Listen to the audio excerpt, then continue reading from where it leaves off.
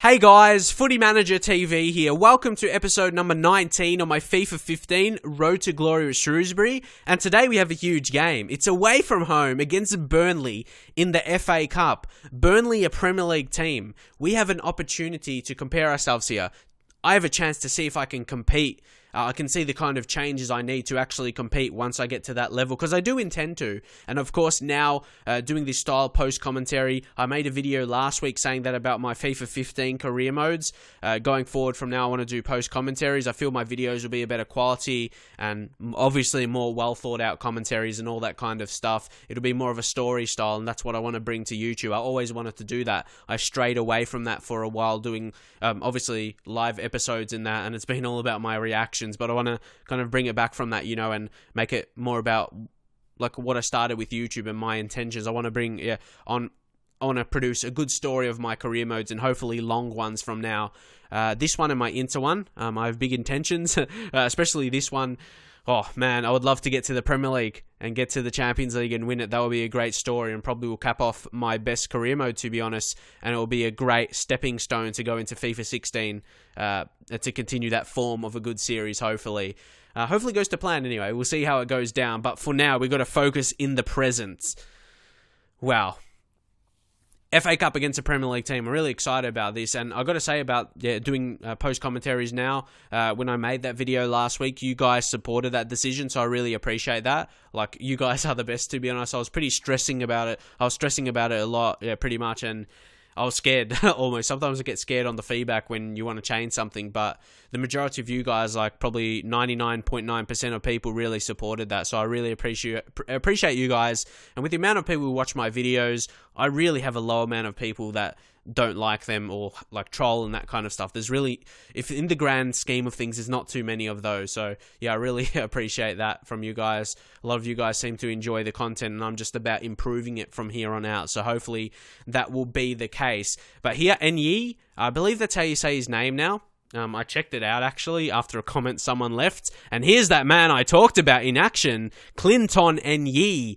The young French, well, he's not French, he's actually from Cameroon, but he was from Lyon, so I think that's where his name comes from to say it like that. But if I'm wrong, correct me, but I believe at least it's close to that. Clinton Enyi, and that man, he's going to step up right now.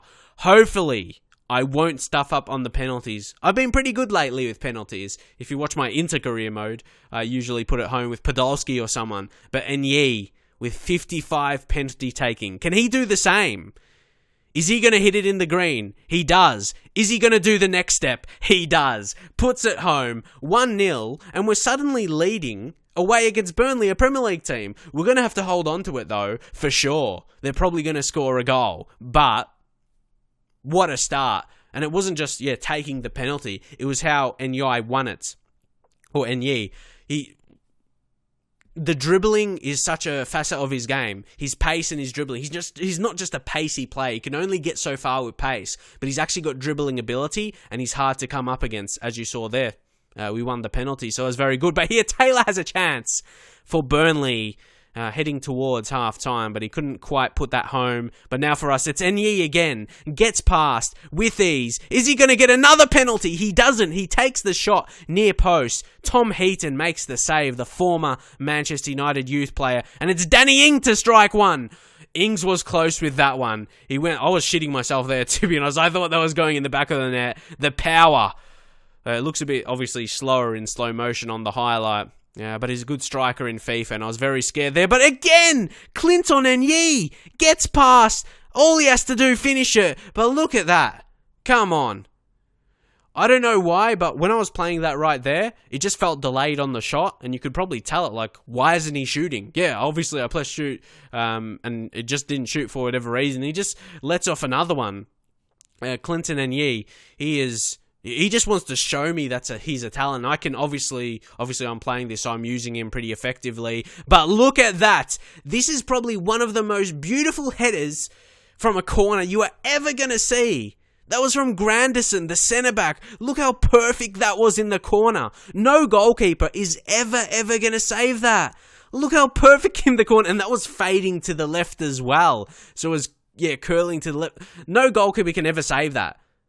You're never going to get a more perfect header than that from a corner. Granderson is absolute beast. He's so strong as well. He's a great defender. And here they have another chance. That was Ashley Barnes, I believe, on that occasion. You can't think this was an easy game for me. It wasn't just a nice, easy 2-0. It wasn't. They've had about 3 clear chances, really, and we've had a few ourselves. Look at that. And Yi again. And there's going to be a situation there. That would have been a foul if it was outside of the box, but because he didn't go down in the penalty box, of course, it's not a penalty. But that begs the question, if it would have been a foul outside of the box, should it have been a penalty just because he didn't go down? I don't think that would have been a foul in real life, of course, but in FIFA, those kind of nudging ones are given as Nye lets off another one. I have no idea how many shots he's had. He's about 5 or 6. Has anyone else from my team had a shot? I don't really know. So he just shows right now he can definitely be as good as Lee Kyun-ho, if not better. I know a lot of you guys may be disappointed with letting Lee Kyun-ho go, though.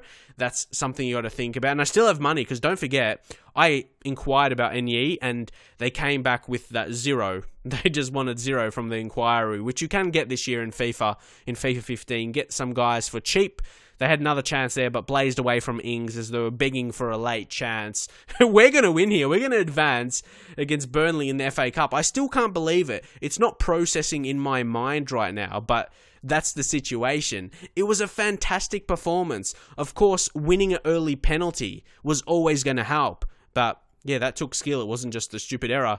It was all Nye. He had a very good game. Look at that, 8.5 rating. Burnley only had 1 shot on target. They were very inaccurate, only 14% accuracy with their shots on goal. But finally, Opara has accepted, and this guy is a boss. I can't wait to use him next season when he joins on a free. Of course, 12k wages is a bit high for this level, but he's OP.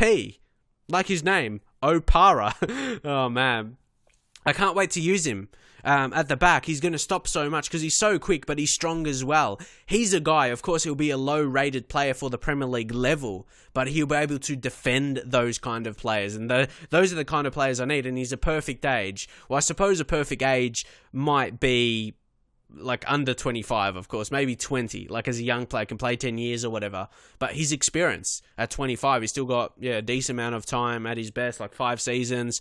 Hopefully I'll be able to get the Premier League by then so I can actually use him in that time. I think I can go for consecutive promotions if we play the way we just did, and we're going to be improving the talents. Like, we've got money left, as I said, and Yi signed for 0, zilch, nothing. We signed him, the board is happy about everything that's happening right now from the signings. Well, it basically means your performances, not really signings, but hopefully you'll be able to... That's what I mean. I'll make stories like that with throughout the career modes, like storylines if you'd like to see that. Not storylines in a way like some people do my player career modes. They add some, I guess, GTA. That's where they get extra footage from. When you be a player in that, but more so, I want to create storylines, that kind of stuff throughout my career mode through commentary, which I wouldn't really do with live episodes, because I need time to make ideas and all that kind of stuff. And that's what I will do, and hopefully you'll find that more interesting in my videos. That's what I plan to do going forward anyway. But again, disaster. It's another one that wants to leave. Ryan Woods has requested to be transferred right now. He is a young, key centre midfielder. He was my hopes going forward to control the midfield against those bigger teams in the future. He'll be like a mid-70s player, maybe pushing to 80s. But now he said he wants to leave, and that's for sure. He's actually requested to be transferred. So right away, offers came in, and we had to accept. Look at his morale. He's already decided. But that's a bit wrong there. Leaving is not a morale. Morale is like happy or sad and that kind of stuff. Leaving is not a morale, but I won't go into that today. Where things EA could fix. But here there's 2 teams that were interested, Blackburn Rovers and Bolton Wanderers. So that is really good. We have 2 teams available for him to join. So I felt if he was, like, he already made the choice that he's going to leave, I'll accept that, and I'll try and get a good amount. Like, we get maybe about 3 million if you look at the chief executive comments. The maximum of his value is 3.1. So I always just put a little bit more than that, and because it's a lower valued player, you got to adjust it. If I was at the Premier League level, you got a player that's worth 10 million or something, or the maximum, the value of the player market value is 10 million. What I would do is offer about 1 million or 2 million above his value, but because it's a lower level, I just do a few K or a few hundred K.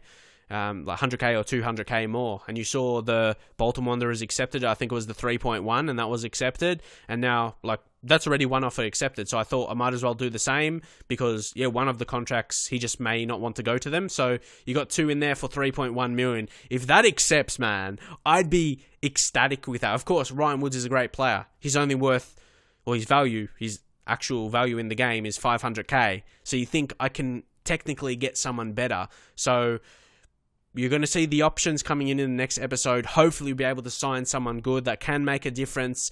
I'm really happy. Of course, you got to look for the positives out of a negative. Yeah, this is negative. One of your best talents, brightest talents leaving, wanting to leave. But it brings something fresh. You bring fresh legs, and especially for a series on YouTube, it freshens it up a bit, especially with changing my style. It's like all these new guys coming in. It feels like a new team almost. But hopefully enjoy the episode. Drop a like if you want to see some more like this regularly, daily as well. And I'll see you guys next time.